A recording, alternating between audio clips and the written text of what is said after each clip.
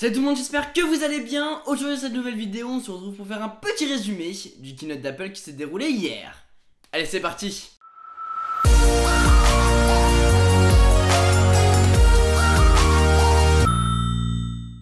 On a eu de tout, WatchOS, tvOS, macOS, car oui c'est plus OS X, mais on va y venir, et on a aussi eu du iOS. On va tout de suite commencer avec le système d'exploitation des montres WatchOS 3. Une petite nouveauté présentée par Kevin Lynch et pas des moindres, les applications sont beaucoup plus rapides à ouvrir. Et ça c'est cool. Parce que combien de fois vous êtes resté à attendre là, comme ça, à regarder votre poignet, à voir la petite roue défiler comme ça, et rien. Vous attendez quelques secondes et puis vous faites... ouais, j'arrête. Donc au final ça saoule et apparemment c'est terminé maintenant avec cette mise à jour. On a aussi la possibilité de voir le dock de son Apple Watch en appuyant sur le bouton du bas de son Apple Watch. Et via ce bouton là vous allez pouvoir avoir accès à vos applications favorites, que vous avez sans doute dû les mettre dans votre application via votre téléphone. Et puis du coup c'est tout simple, vous appuyez et puis vous avez accès à votre sélection. Vous avez aussi un control center beaucoup plus complet avec un aperçu des applications ouvertes et puis plein de nouveaux raccourcis. Une fonctionnalité que j'ai beaucoup appréciée pendant ce keynote, c'est Scribble. Je sais pas si vous l'avez vu ou non, mais ça a l'air vraiment génial. Donc en gros, aujourd'hui, pour communiquer avec quelqu'un lorsque vous recevez un mail ou un message, c'est soit par dictée vocale, soit par réponse rapide.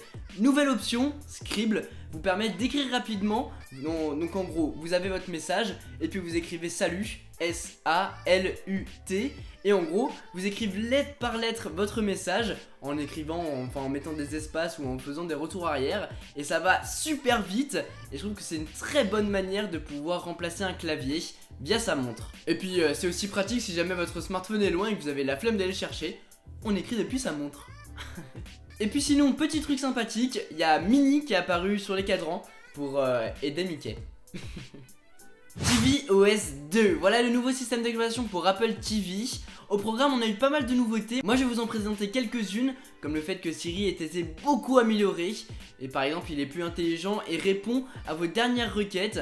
Donc c'est plutôt pas mal ça. On a le single sign on, donc ça c'est vraiment bien. Je sais pas si vous allez comprendre parce que quand on en parle comme ça c'est un petit peu compliqué. Mais en gros, sur l'Apple TV vous avez plein d'applications. Dès que vous rentrez dans une application, il vous demande de vous inscrire. Single sign on vous permet d'enlever tout ça. En gros vous enregistrez une seule fois via cette application là et ça va vous enregistrer sur toutes les autres. Donc ça c'est vraiment super bien et ça vous évite de retaper tout le temps votre mot de passe, votre adresse email, votre pseudo. Là c'est terminé. Après sinon on a eu des petites nouveautés comme un dark mode lorsque vous êtes en mode cinéma chez vous. On a aussi eu une nouvelle application remote pour son téléphone. Et en gros elle ressemble comme deux gouttes d'eau à la télécommande officielle de l'Apple TV. Donc petit truc gadget. macOS Sierra, et oui, fini OS X. Maintenant Apple a voulu uniformiser tous ces systèmes d'exploitation. Donc WatchOS, tvOS, iOS et maintenant macOS. Côté nouveauté, ce nouvel OS est plutôt pas mal et met surtout en avant l'interaction entre les différents périphériques Apple. Donc par exemple, je suis sur mon téléphone, je vais copier un lien qui m'intéresse et directement sur mon Mac, je vais pouvoir coller ce lien dans mon PowerPoint, dans un document, enfin peu importe, même sur Facebook, ça marche aussi. Donc ils ont vraiment mis l'accent sur cette interaction, mais pas que. On a aussi des nouveautés comme Pictures in Pictures, autrement dit le détachement de fenêtres. En gros, vous êtes sur YouTube ou sur Vimeo, un nouveau bouton va apparaître, vous avez juste à appuyer dessus et la fenêtre va se détacher et va arriver sur votre bureau. Là vous pouvez faire toutes les tâches que vous voulez, aller sur Facebook, écrire avec un traitement de texte, enfin ce que vous voulez. Même si votre fenêtre est en plein écran, la vidéo sera par dessus. Donc en gros vous allez pouvoir regarder votre vidéo que vous voulez. Par exemple la vidéo d'IC Jailbreak elle est vraiment pas mal. Et en gros vous allez pouvoir à la fois regarder une vidéo et faire tout ce que vous voulez, c'est vraiment pas mal. Votre Mac va aussi détecter le possesseur du Mac via son Apple Watch. Donc moi, j'arrive, j'ouvre mon Mac, il va détecter que j'ai mon Apple Watch au poignet, il va détecter donc que c'est moi et il va déverrouiller automatiquement. Ça vous évite d'ouvrir votre ordinateur, de taper votre mot de passe à chaque fois. Et puis si jamais c'est mon frère par exemple qui va aller sur mon ordinateur, il va ouvrir et il va y avoir le mot de passe parce qu'il n'a pas mon Apple Watch au poignet. Et finalement, Siri débarque sur Mac. Et oui, beaucoup de rumeurs l'annonçaient et ça y est, c'est le cas.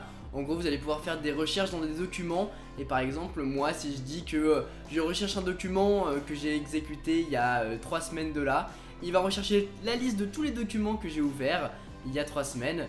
Donc c'est plutôt pas mal, maintenant à voir en condition. Pour terminer, iOS 10, le système d'exploitation pour vos iPhones. Il y a eu pas mal de nouveautés, je vais les prendre en main sur mon iPhone, mais pour l'instant j'ai quelques petits problèmes avec la bêta. Mais en tout cas on va voir ça en détail.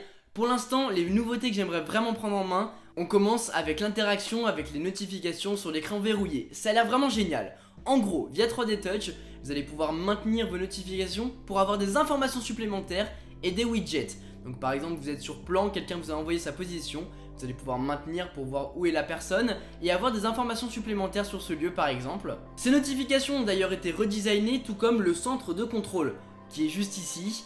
Maintenant, on a deux pages dans ce centre de contrôle. Le premier qui sont les raccourcis rapides, normaux, et la deuxième page, quand vous allez slider, ça sera pour le contrôle de la musique. Et je pense qu'au fur et à mesure des mises à jour, vous allez pouvoir rajouter des pages vous-même en fonction des applications. Ça va être vraiment pas mal. Petite chose qu'Apple n'a pas dit pendant sa conférence, mais qui est vraiment bien, c'est que vous allez enfin pouvoir supprimer les applications natives d'iOS. Donc en gros, ce fameux dossier que vous avez tous dans votre iPhone, que vous avez appelé autre, avec tout ce qui est dictaphone, mes amis, astuces, vous allez enfin pouvoir les supprimer et les éradiquer de votre écran d'accueil. On a aussi eu un redesign de l'application News qui n'est pas encore disponible en France, de l'application Musique aussi. J'attends de voir ça de plus près parce que franchement quand je l'ai vu à la keynote j'ai pas trouvé ça terrible. Donc on va voir, j'attends de le prendre en main. Après, l'application photo a eu pas mal de changements qu'on va voir ensemble en détail, et l'application message avec pas mal de petites choses, comme par exemple vous allez pouvoir remplacer votre texte par des emojis, il y a des animations dans vos messages pour pouvoir mettre des émotions. Donc on va voir tout ça en détail lorsque j'aurai installé tout ça sur mon iPhone, mais ça a l'air vraiment intéressant. Voilà les amis ce que je peux vous dire sur ce keynote développeur uniquement basé sur tous les systèmes d'exploitation d'Apple. Là où j'ai été déçu c'est qu'ils n'ont annoncé aucune nouveauté côté matériel et j'attendais vraiment ce nouveau MacBook Pro. Je vous ai montré plein de photos de concepts sur mes réseaux sociaux qui sont d'ailleurs dans la description hein. Mais en tout cas j'attendais vraiment ce nouveau MacBook Pro, il a pas encore été annoncé. Du coup on se revoit dans quelques mois pour la nouvelle conférence d'Apple et j'espère qu'ils vont annoncer du lourd. Sur ce, c'était Quentin, passez tous une très bonne journée.